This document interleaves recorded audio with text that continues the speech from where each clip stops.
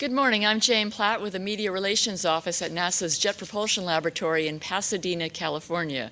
We're all counting down to the very big and dramatic day on Mars that's coming up 3 days from now. This Sunday, August 5th Pacific Time, or August 6th in the Eastern Time Zone, NASA's Mars Science Laboratory and its rover Curiosity will land on the red planet. This is an extremely challenging and ambitious mission, and we're going to find out more about it, and we're going to get the mission status and a preview of the entry, descent, and landing in this news conference, and we're going to find out all about the things that have to happen in the next few days. I'd like to introduce our panelists first. We have Doug McQuistion. He is the Mars Exploration Program Director with NASA headquarters in Washington. We have Pete Teisinger, Mars Science Laboratory Project Manager at JPL. Also from JPL, we have Adam Steltzner, the Mars Science Lab Entry, Descent, and Landing Phase Lead. And we have Thomas Martin-Muir of the Mars Science Lab Navigation Team Chief at JPL. Ashwin Vasavada is the Mars Science Lab Deputy Project Scientist, also of JPL. And we will also hear from Doug Ellison, who is a visualization producer here at JPL.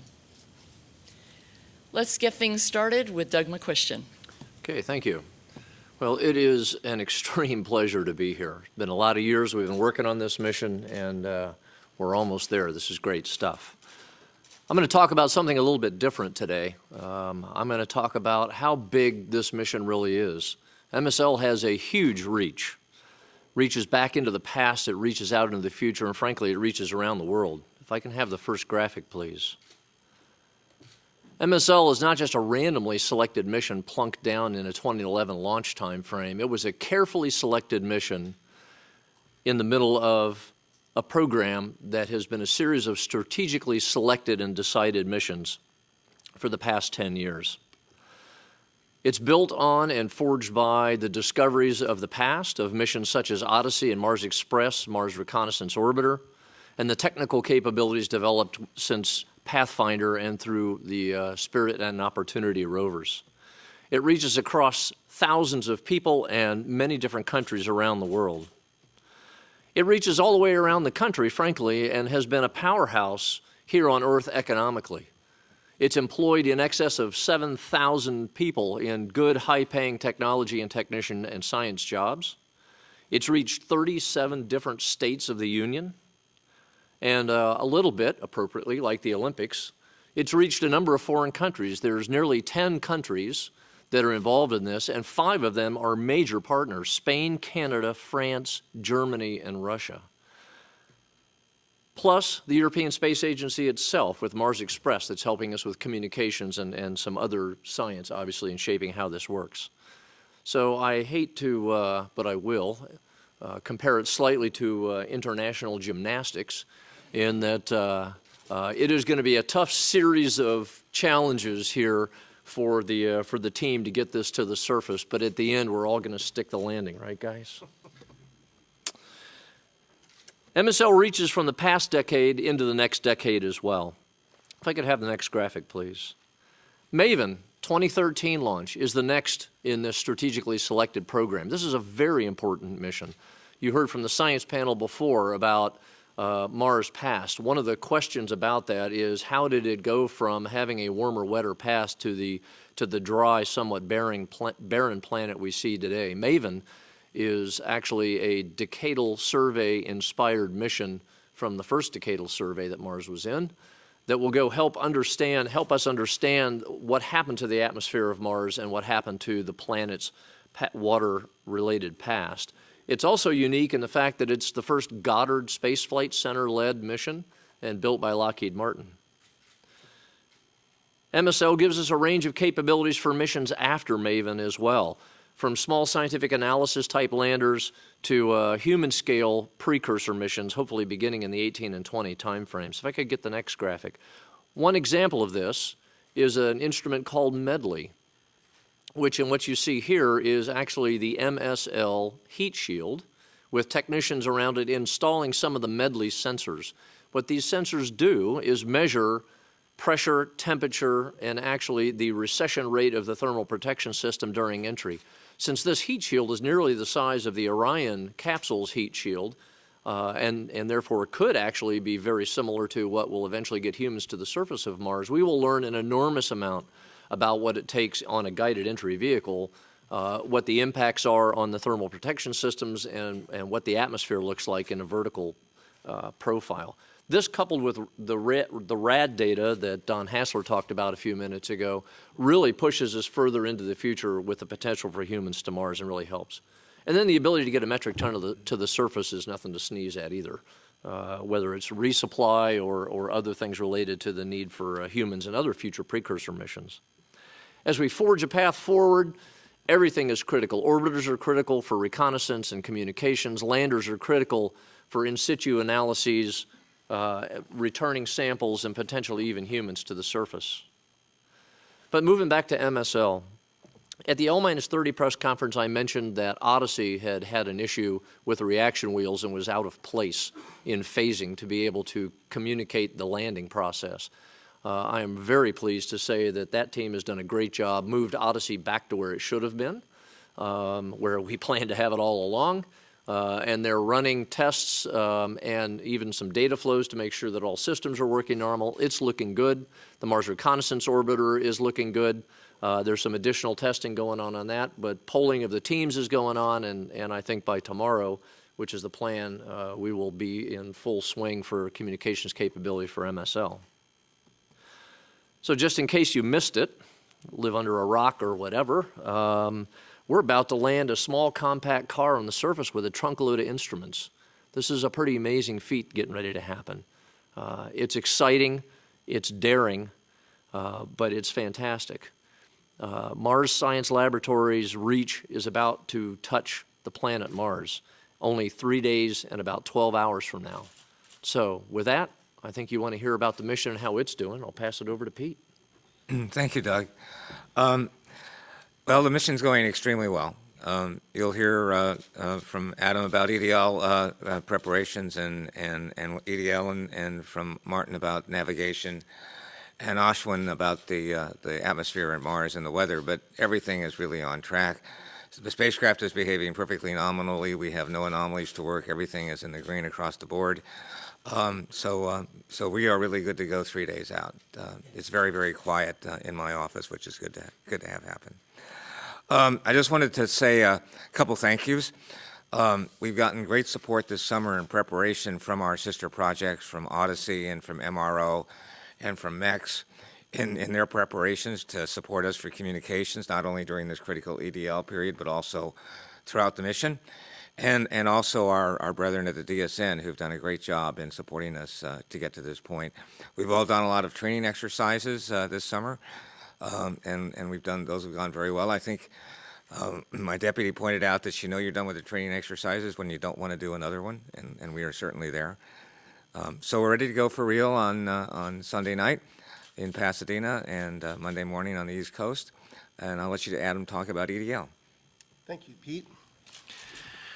Well, as Pete mentioned, things are looking good for Sunday night, and we're excited. There's a very talented team of folks who have put this EDL system together and invested an awesome amount of their time. There's over 300 years of human individual contribution to this EDL system, and we're very excited for a chance to test its mettle on Sunday night. If you roll the video, I'll take you through briefly some of the elements of our EDL system, or entry, descent, and landing. We start prior to the atmosphere of Mars, about 13,000 miles an hour. And we are at this point, we separate the cruise stage and prepare for running into the atmosphere of Mars. It's a bit of an impact. We will pull about 10 Earth Gs or more of acceleration during our first contact with the Martian atmosphere. During that time, we're employing something called guided entry, which I'll speak a little bit about later. But we'll be using our reaction control jets, which you can see in this video occasionally firing at the back of the spacecraft to help Curiosity steer her way through the atmosphere. After we've gone through that hypersonic entry phase, We adjust the attitude of the spacecraft by throwing off some masses and prepare for parachute deploy. We open this parachute a little bit less than Mach 2, or about 1,000 miles an hour at Mars.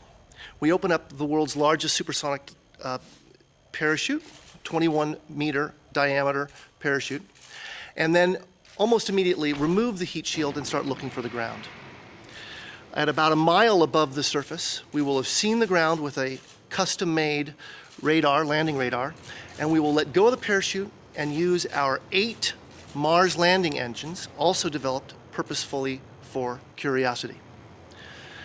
We'll use those rocket engines to slow us from about 200 miles an hour down to about 1.5 miles an hour, or 3/4 of a meter a second, and in straight vertical flight. We're in that straight vertical flight for the last 200 meters or so, looking straight down on where we're going to land.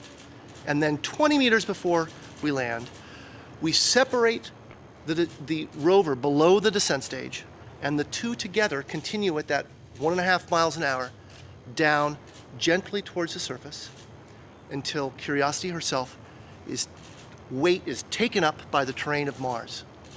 At this point, we cut the descent stage free, and it flies off to a safe distance to impact the surface. Leaving Curiosity, wheels down on the Martian terrain, ready to begin its surface mission. Now, there are two key novel pieces to this entry, descent, and landing architecture. The first is guided entry, and I mentioned that. I'll walk you through a bit of it. Historically, the landing footprint that our missions have been 100 kilometers or more of landing uncertainty when we go to select the site that we're going to. Well, it's quite hard to find safe sites to land that are that size.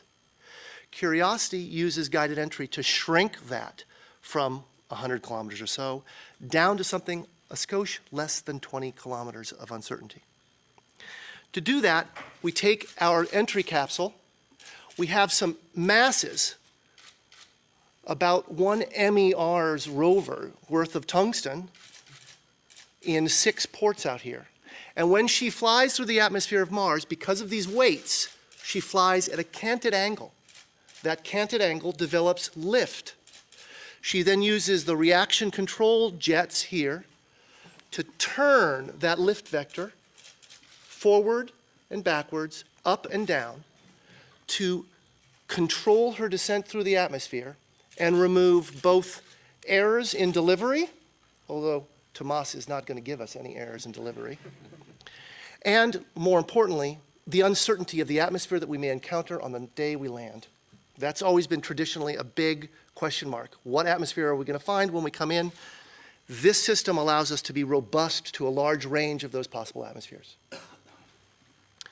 The second big novelty, and you may have noticed this, is the way that we touch Curiosity down to the ground, the touchdown system or landing system.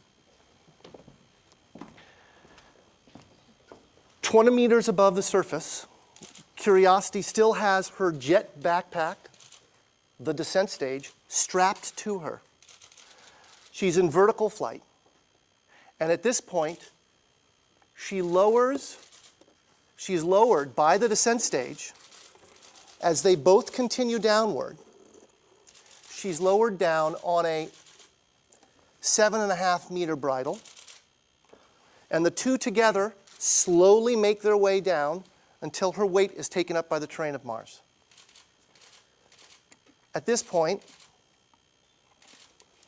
with Curiosity safely on the surface, and after we've acknowledged that the weight is gone, the descent stage cuts itself free and flies away.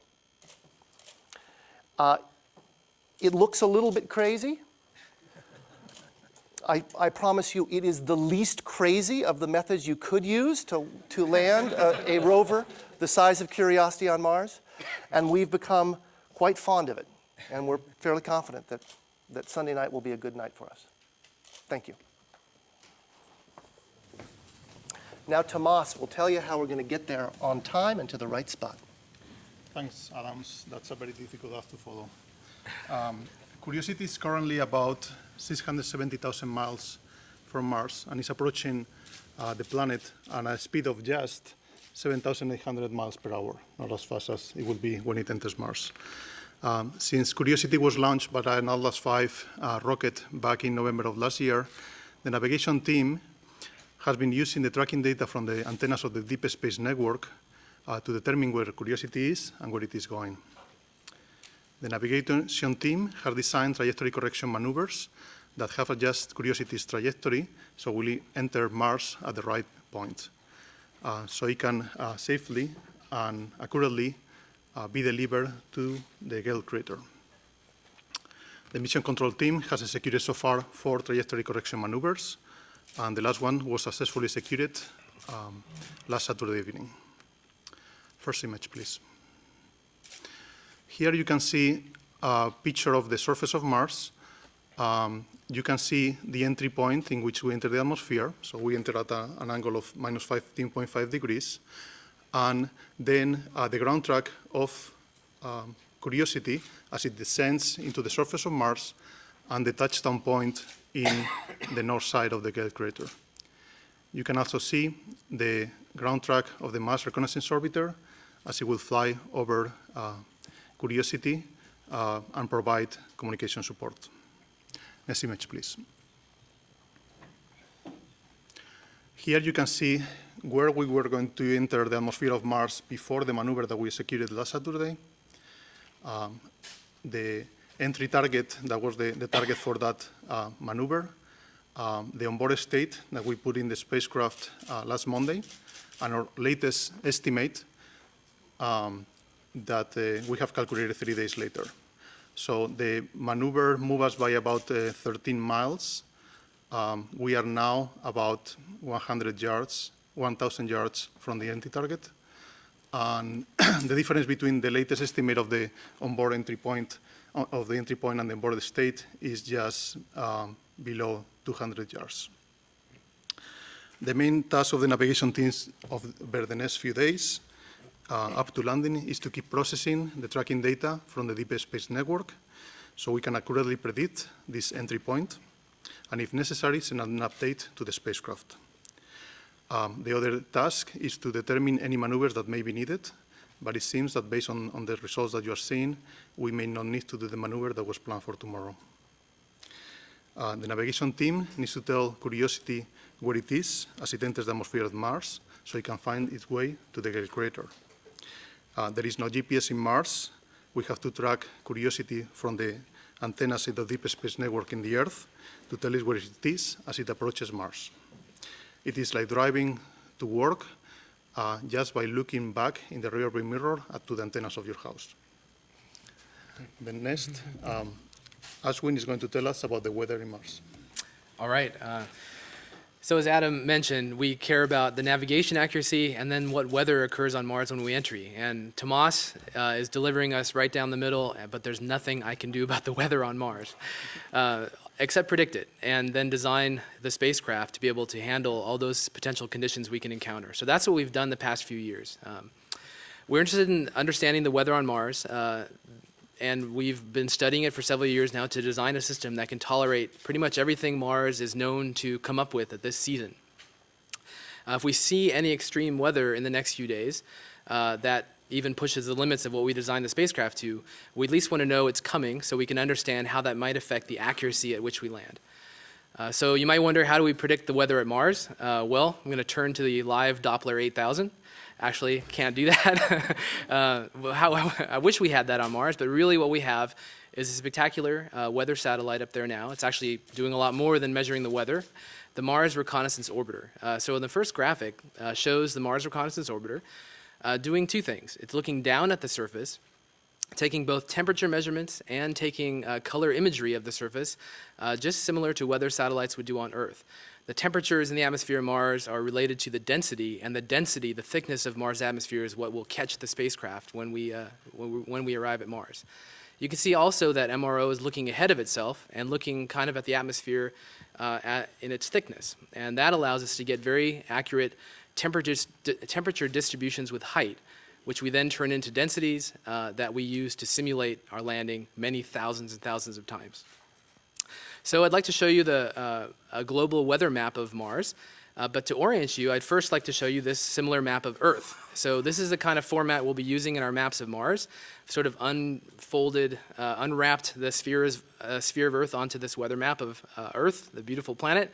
I'll draw your eye to just above Australia there, where there's a little ring, just over Indonesia. And that's exactly the same location on Mars where Gale Crater is, our landing site. So if we now go to the map of Mars, this was taken just 2 days ago by the Mars Reconnaissance Orbiter, the Mars Color Imager on that spacecraft, and it shows Gale Crater as well as some other features that we're interested in.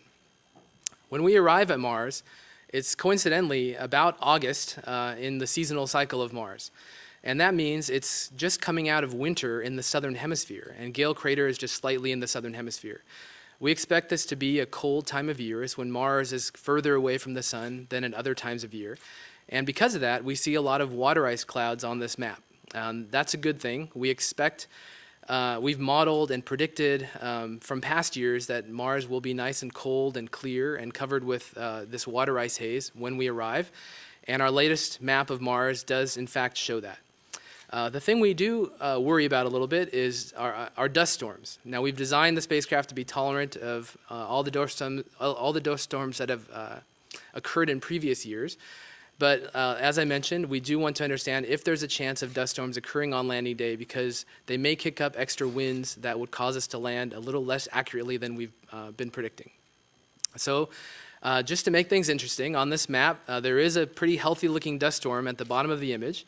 It's pretty far from Gale, more than 1,000 kilometers away.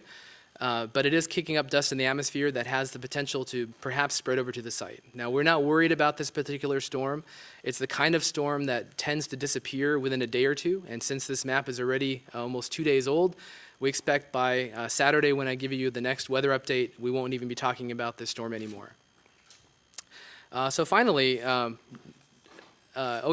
do want to show you also this interesting image from this is a close-up image of a similar small storm that was taken in 2007.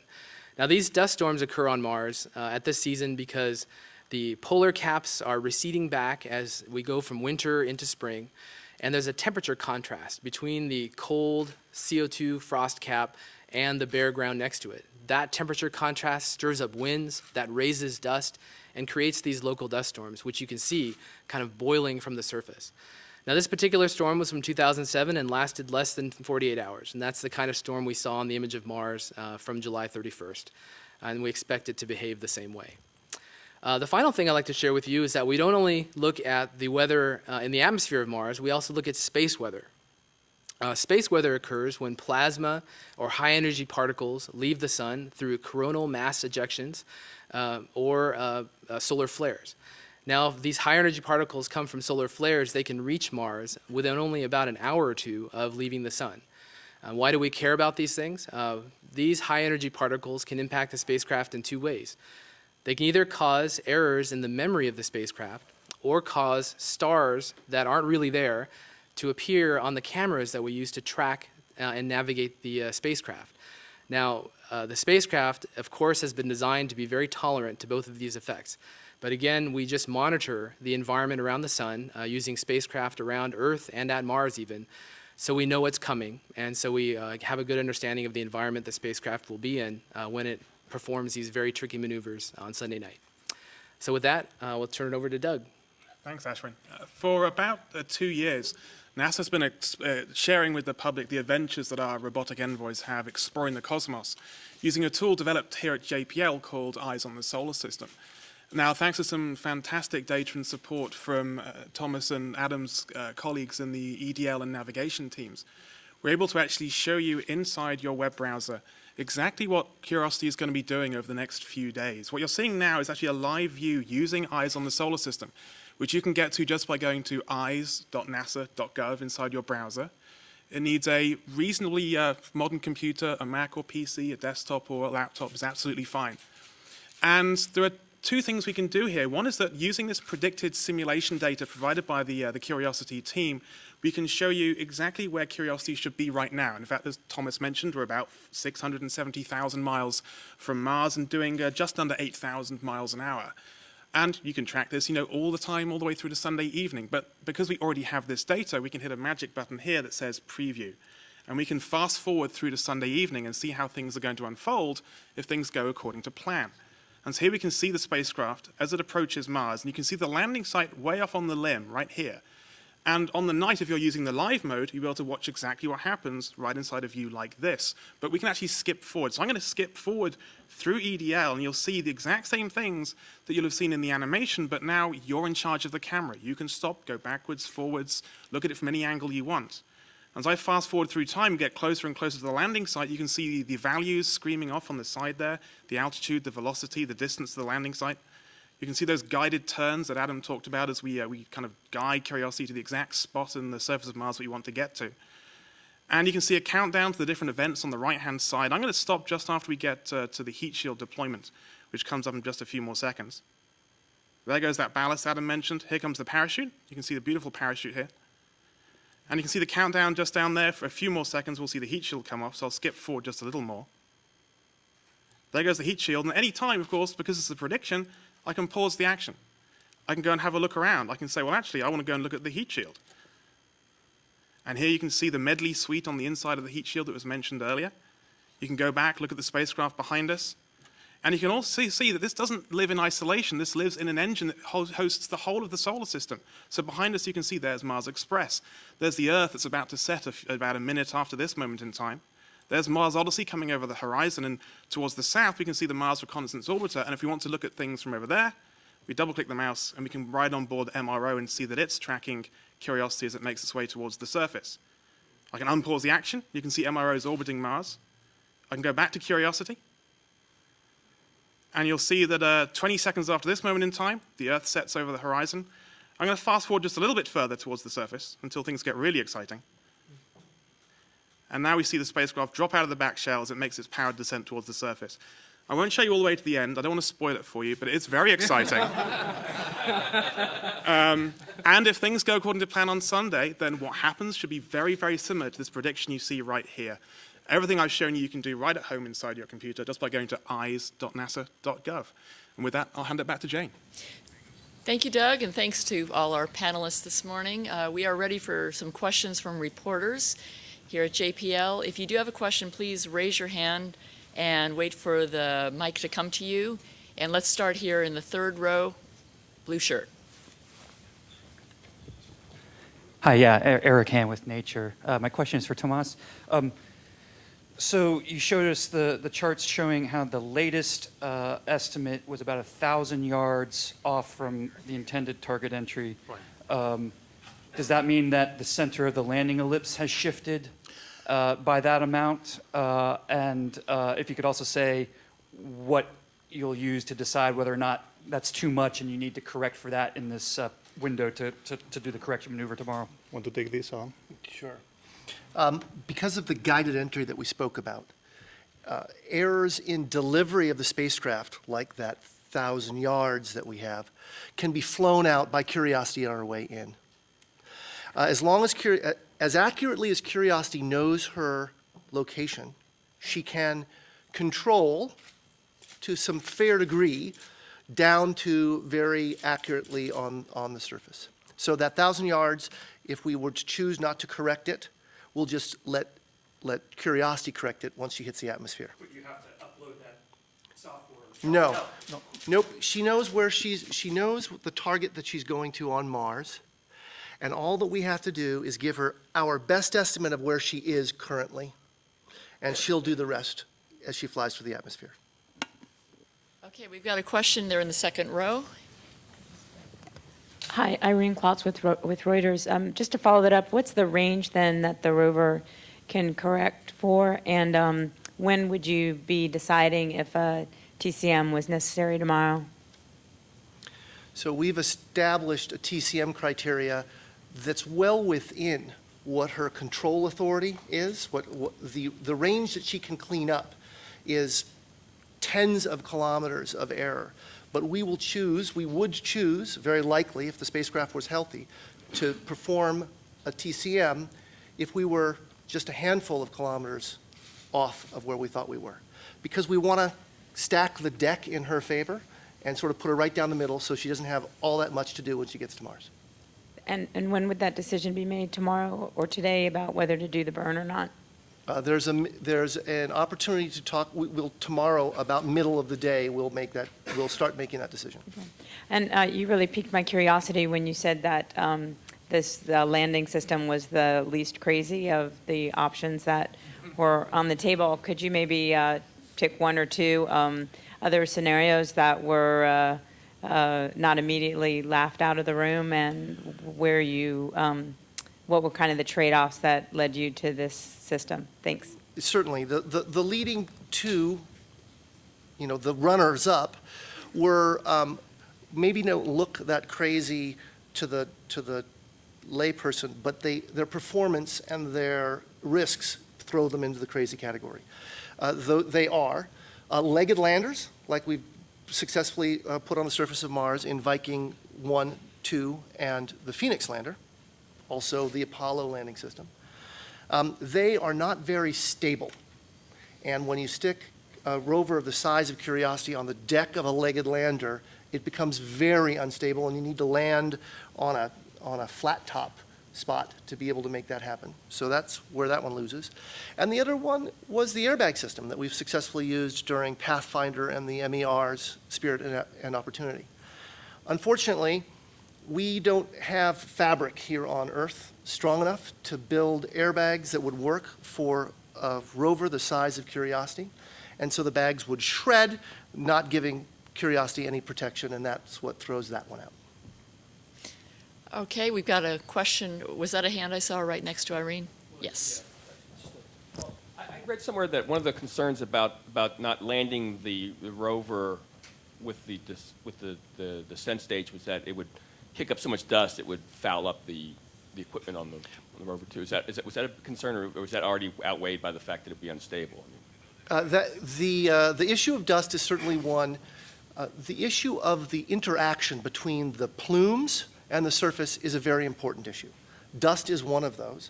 But actually, when you get a propulsion system close to the surface, you develop quite a bit of pressure that can make that landing terrain interaction very unstable.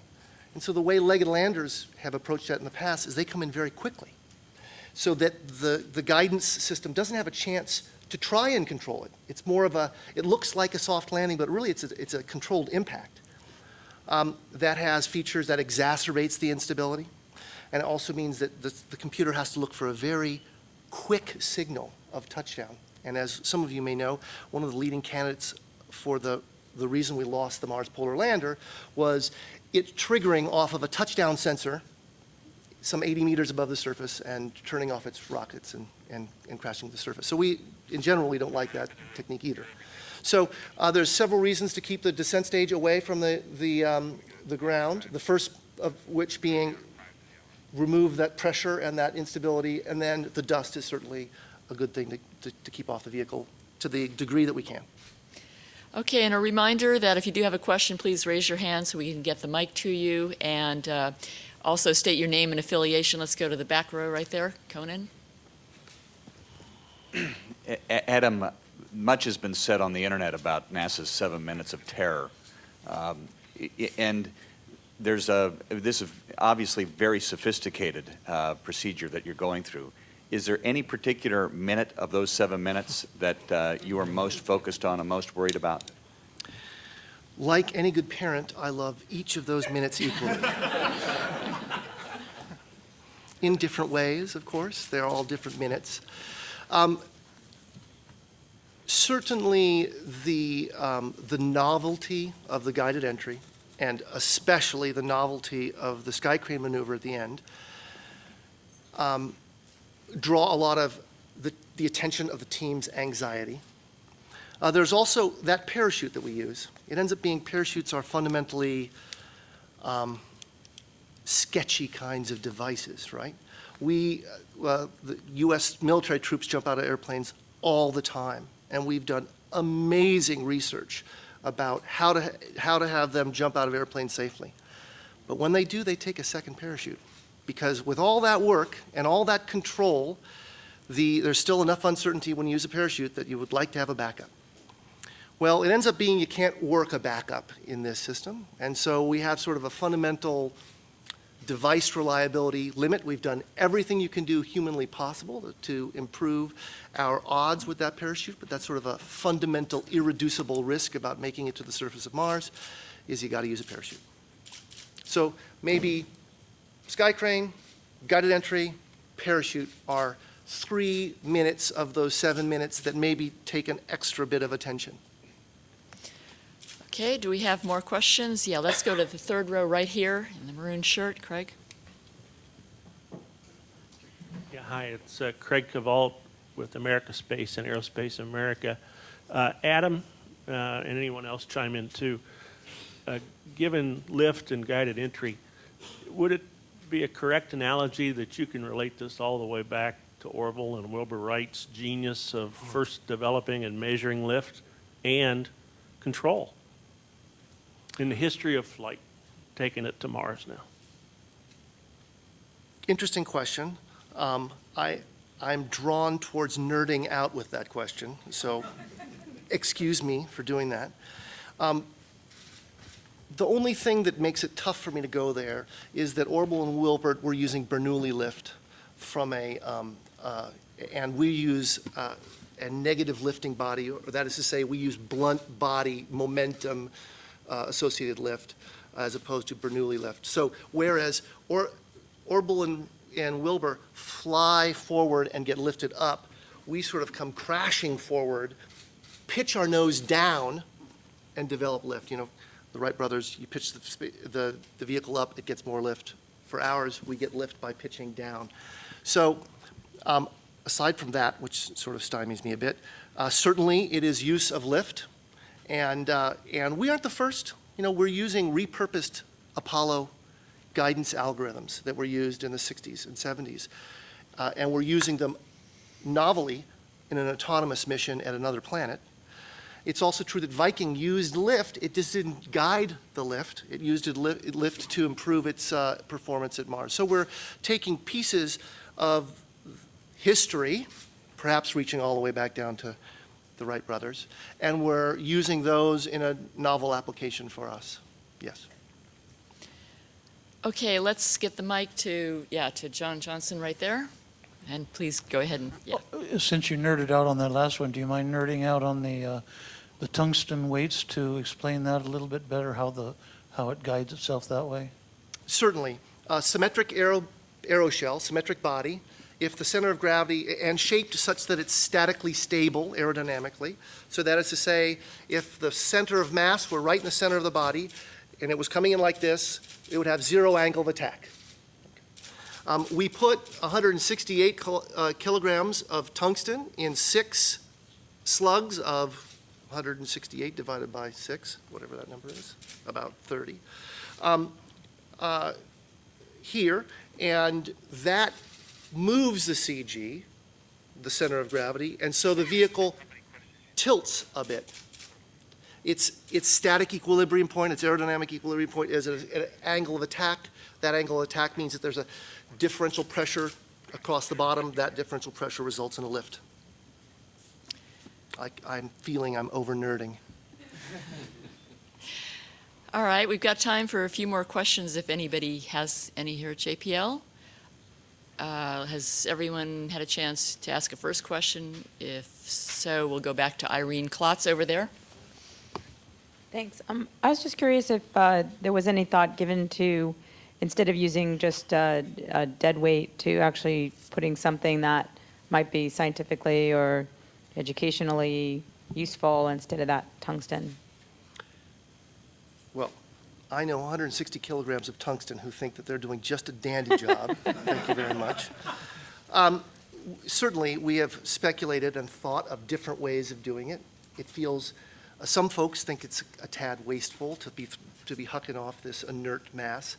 Inert mass ends up being some of the least expensive mass to put on Mars, you know, chunks of tungsten, as opposed to kilograms of engineered or other, you know, complex pieces. We studied and traded many different methods of developing that lift, including moving mercury around inside the heat shield, having aerodynamic fixtures on the other side to develop lift.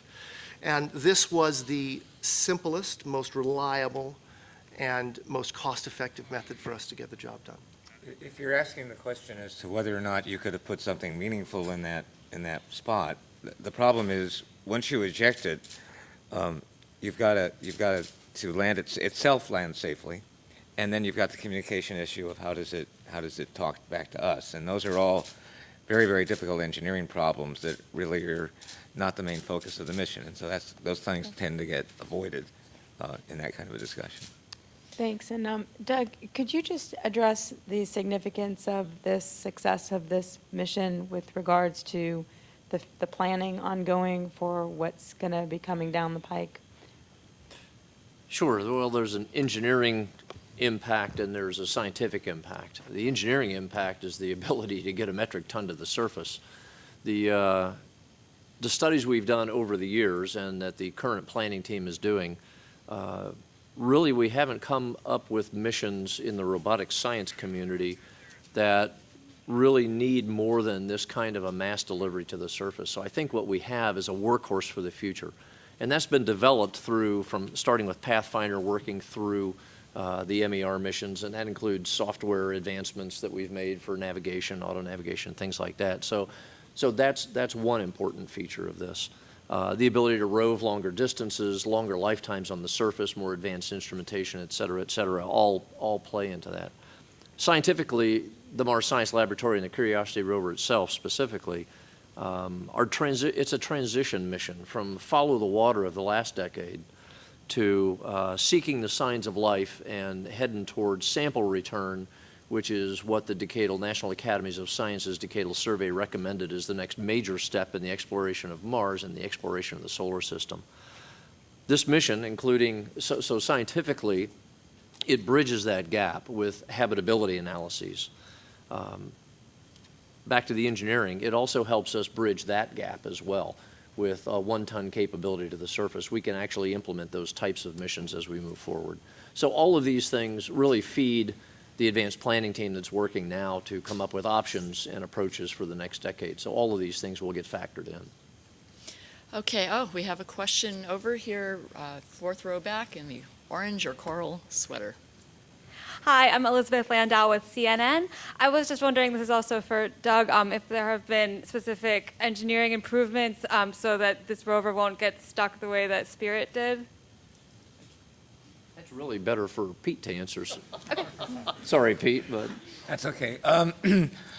Well, trafficability, what we call trafficability, which is this problem, is a subject of a lot of work and studies on our standpoint. So we actually have a Scarecrow, what we call a Scarecrow rover, which is a test rover on the Earth, which has been offloaded, off-weighted, so that it operates with a Mars level of gravity and force. And we've taken to a bunch of places out in the deserts and the dunes and things like that to be able to characterize its performance in difficult terrain. So I think we have a pretty good, and we have a Mars yard up here that you may be able to see during your stay here that basically has rocks and hills and sand and things to basically handle that. The most difficult problem, of course, is recognizing that you've got a problem before you get into the problem. And we have studied the Spirit situation, not only the last incident, but also the incident at Purgatory that occurred a few years ago. The Spirit incident and then the Opportunity had the Purgatory incident, to understand exactly how we might find such occurrences ahead of time, how we might avoid them, those kinds of things. I think we have a pretty good handle on those kinds of things. We also have a pretty hair trigger with respect to our fault protection. I mean, the first sign you're in trouble is when your wheels are moving, but you're not moving, and you get high slippage events and those kinds of things. And we have developed algorithms to basically sense that and to stop. And so I think we're in pretty decent shape with respect to trafficability issues. At least we certainly have tried. Yes, let me add a little to that. I mean, this is why we do a program where you think about the missions you're going to fly and what they're going to do, and you grow technologically in this case, but scientifically also. the things that these guys have learned in Spirit and Opportunity have been applied, including the software I mentioned a bit ago. But I mean, we certainly wouldn't want to run into these types of issues with a rover of this magnitude the first time. So we learn so much each time we do this, and every time we do it, we learn more and we apply it to the next one. So that's the value of a continuing program where you can go every opportunity or every couple of opportunities and build on those experience bases. And that goes for the team as well. So there's a lot of heritage in the folks that are actually on the team, and they understand how to deal with these situations. Many of them have seen them before from Spirit and Opportunity. And so you build a knowledge base, a core competency, if you will, that becomes irreplaceable. And we've got it. We're the leaders in this capability in the world, and we want to maintain that. And it's crucial to continue doing these types of missions to be able to maintain those capabilities. It's not like riding a bike. You do lose it if you don't use it. Do we have any more questions here at JPL? Yeah, let's get the mic over to right there. You got her. Alicia Chang from AP. Question for Doug. With regard to the Mars exploration planning, how soon do you expect to release this new roadmap? And, you know, what are the chances of another landed mission this decade? And, you know, how will the success of, or lack of, from this current mission, Curiosity mission, affect the planning? The team will be done with their report in August, and at the end of August, they are planned to brief us at NASA on what their findings are and provide us those findings. We are putting a schedule together for when we go public with that report. It will be a public report. That report will probably be in a view graph form. The fancy color glossy version of that everybody likes to put on the shelf will be a couple months later. But we will go through and brief, obviously, the Executive Office of the President, we'll brief Congress, we'll brief the communities, we'll brief the media once we have that report in our hands at the end of August. Next opportunity for a landed mission. The budget in 18 is thin. Per the President's 13 budget. It probably can't support a rover or a lander. However, a rover is the next logical step after MSL. We have the orbiter in 13, which is MAVEN, and nothing in 16. However, that's balanced not just with budget, but balanced with infrastructure. All the information that you're hearing about us getting back from MSL, whether it's during EDL or on the surface, virtually all of it comes back through the orbiters. So we have learned, we have created a monster. We have developed a network of communication capabilities that give us insight, both engineering insight and scientific insight, like we've never had before at another planet. Big pipes of data. We would not really want to go to the surface with a surface mission and use the soda straw that is direct to Earth. So that has to be factored into what that first mission is as well. So once we get all the pieces of the puzzle and we work it out, then NASA will be the one that makes the decision of what that roadmap actually is that we'll go forward with. When we are public with that will depend on how long it takes us to come up with that, as well as the discussions internally within the agency and within the Executive Office of the President, since it will all fit into the 2014 budget process. Okay, and we do have time for another quick question. Let's get the mic in the second row here. And can you please state your name and affiliation? Steve Gorman with Reuters. So once the lander, the rover's on the ground and it's checked, goes through all its checkouts, which I understand will take a number of weeks. How long do you estimate, roughly, would it be before Curiosity is sort of ready to begin its scientific experiments in earnest? I realize that every time you move something, you're collecting some data, but in terms of the thrust of its scientific mission, how long do you think it'd be before the rover's ready to start that in earnest? Well, we will be doing science right away. I mean, we have medley science coming in, and we are doing descent imagery coming in, and we'll be beginning to play those pictures back after a few days. In terms of the remote science, we'll be doing some of that, except for the ChemCam right away. The contact science will occur somewhere between 2 weeks and 3-4 weeks later, depending upon how the checkouts go. The sampling science, the actual taking of a sample and ingesting it into the Chemin or the SAM, probably between a month and 2 months after we land. Those are all very rough. This is a very complicated beast. It is much, much more complicated than Spirit or Opportunity in terms of the interactions amongst the various pieces and the things you have to keep track of in order to operate it successfully. We have a tremendous reliance on the orbiters. I mean, and as Doug mentioned, for data communication with us, and the orbiters don't arrive over our station at the same time every day. So things keep moving around in a very dynamic way. So it's going to be when we land, I think that we're going to go through a novel educational experience about, oh, that's what we did. Okay, did we really build it that way? Boy, that wasn't the right thing to do. Anyway, and we'll go through that. And so I think it's going to be a very slow process in kind of getting us ready to do nominal science. We've worked very heavily with the science people on what to do. We put an intermission in place to provide some opportunistic science about 10 days out. So we've tried very much to fill these blanks in, but I think we all need to exercise caution. The speech I make to the team is to recognize that on Sunday night at 10:32, okay, we will have a priceless asset that we have placed on the surface of another planet that could last a long time if we operate it correctly. And so we will be cautious as hell about what we do with it. Okay, on that important note, we're going to wrap up the Q&A and the news conference, and we will be replaying the visuals from this news conference immediately afterwards. And just a reminder that there is a lot of useful information online at www.nasa.gov/Mars, and that includes a schedule of events coming up in the next couple of days and updates. So also the press kit, a lot of stuff there. And I want to thank our panelists, and thanks everybody for joining us today.